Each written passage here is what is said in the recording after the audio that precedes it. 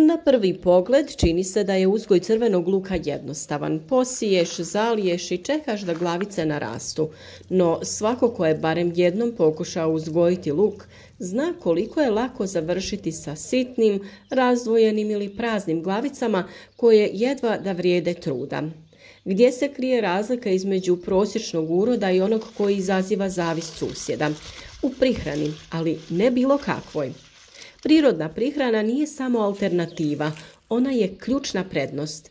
Kada biljka dobije upravo ono što joj treba, u obliku koji može lako usvojiti, rezultat se vidi i u veličini, i u čvrstoći, i u ukusu glavica.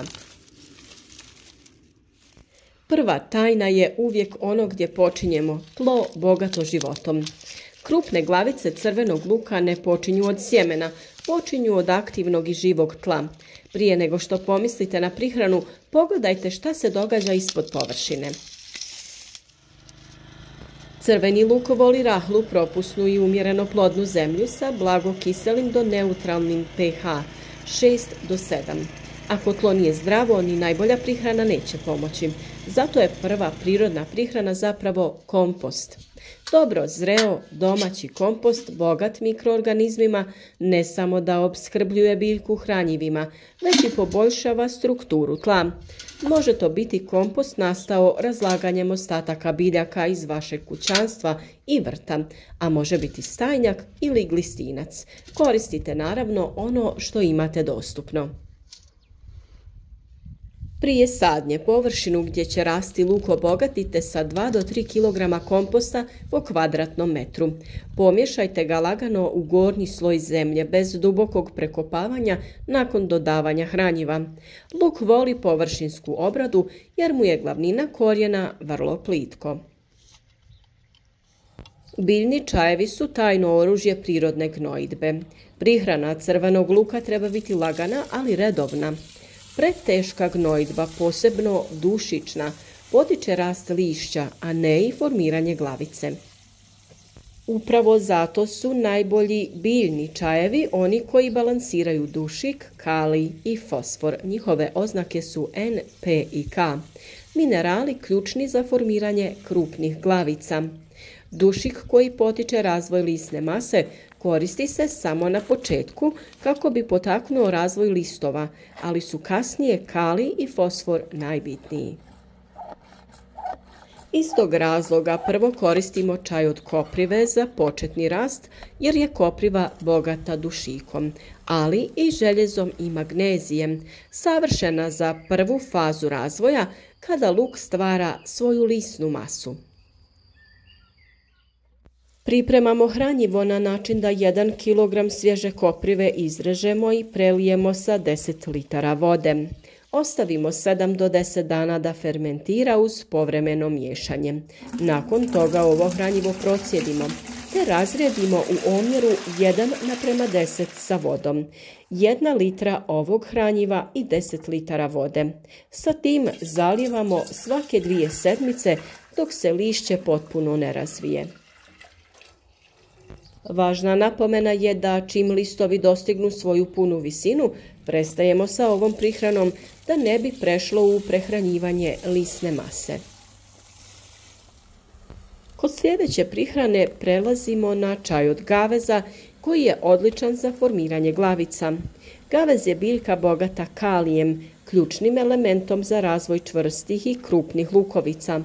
Ova biljka daje prihranu sličnu pepelu, ali u tekućem i aktivnijem obliku. Priprema se tako što se 1 kg svježeg gaveza potopi u 10 litara vode.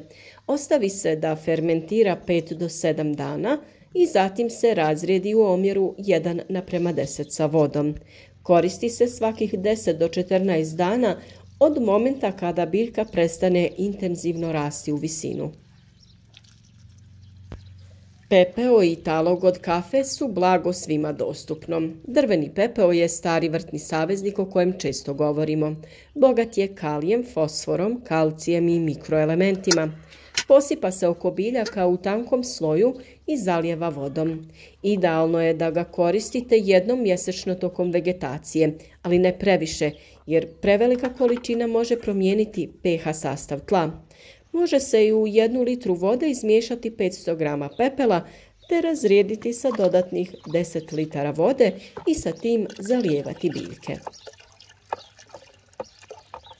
Talog od kafe, suprotno očekivanjima, ne zakiseljuje tlo u većoj mjeri, ali pomaže u zadržavanju vlage i dodaje tragove dušika. Pomiješajte ga sa kompostom ili dodajte direktno na tlo u tankom sloju. Sljedeće hranjivo je sirutka i fermentirani biljni ekstrakti. Sirutka je naime odličan prirodni dodatak prihrani luka. Osim što sadrži aminokiseline i korisne mikroorganizme, sirutka djeluje i blago antifungalno, što pomaže u zaštiti korijena. Primjenjuje se na način da pomiješate 1 litru svježe sirutke sa 4 litre vode i zalijevajte biljke svakih 15 dana. Ovaj pripravak ne samo da hrani luk, već i stabilizira mikrobiološki sastav tla. Još bolji učinak postiže se dodavanjem kašike meda ili melase u sirutku prije razrjeđivanja. Fermentacija time biva snažnija, a mikrobiološka aktivnost još bogatija. Postoje tu i još razni fermentirani biljni ekstrakti. Zato ne bacajte kore od krastavaca, tikvica, mrkve i sličnog povrća.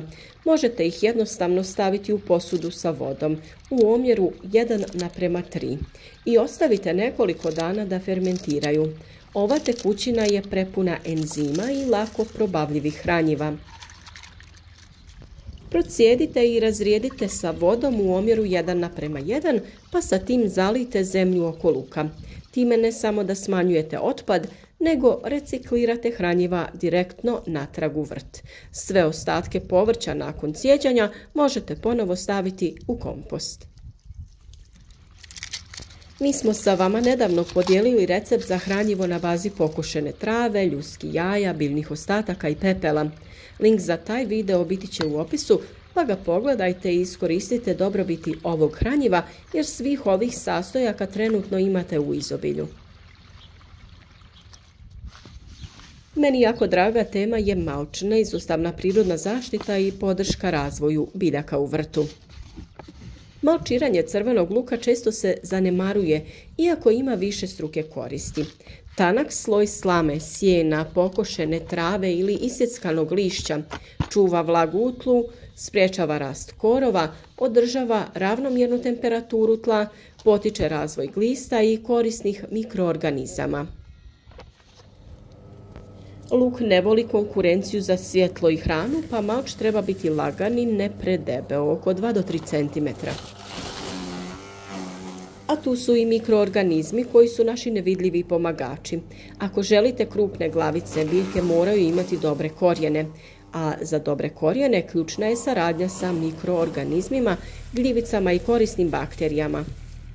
Zato je dobro dodavanje prirodnih aktivatora tla poput seruma od mliječne kiseline, to je razrijeđeno mlijeko ili surutka u omjeru 1:5. Tu su i efektivni mikroorganizmi te fermentirana melasa ili med, dodaje se 1 kašika u 2 litre vode. Sa tim potičete razgradnju organske tvari i omogućavate biljkama da lakše usvajaju hranjiva. A obična čista voda je najzaboravljenije gnojivo. Iako mnogi smatraju da se luk ne treba zalijevati, bez pravilnog zalijevanja nema ni krupnih glavica. Luk traži stabilnu vlagu, ali ne voli stajanje u vodi. Idealno je zalijevati 1 do 2 puta sedmično, zavisno od vremenskih prilika i to uvijek direktno na tlo, a ne po lišću. Korištenje kišnice kada je to moguće je super solucija. Ako imate vremena napravite biljnu kišnicu. Ostavite koprivu, gavez i stolisnik da odstoje 1 dan u vodi, procijedite i zalijte biljke. Efekat je dvostruki, voda i hranjiva u jednom. Važno je reći da kod biljaka ne hranimo samo biljku, nego hranimo i tlo. Ako želite krupne i zdrave glavice crvenog luka, tajna nije u jednoj čudesnoj prihrani, već u kombinaciji živog tla, pravilne ishrane i pažljivog zalijevanja. Prirodni pripravci ne samo da hrane biljku, već izgrađuju cijeli mikroekosistem oko biljke, tihi svijet koji ta biljka osjeća i koristi. I zapamtite, kada vidite sjajnu čvrstu glavicu luka, ne vidite samo biljku. Vidite tlo, mikroorganizme, pažnju i znanje koje ste u nju uložili. Ako su vam ovi savjeti bili korisni, bit će nam drago da nas podržite tako što ćete podijeliti ovaj video sa prijateljima na društvenim mrežama. Naravno, ostavite like podrške, a u komentar podijelite vaše iskustvo, ispričajte nam kakva hranjiva vi koristite i kakvi su urodi zadnjih godina kada se govori o crvenom luku. Ukoliko još niste, zapratite naš kanal kako bi svaki dan čuli nove korisne savjete.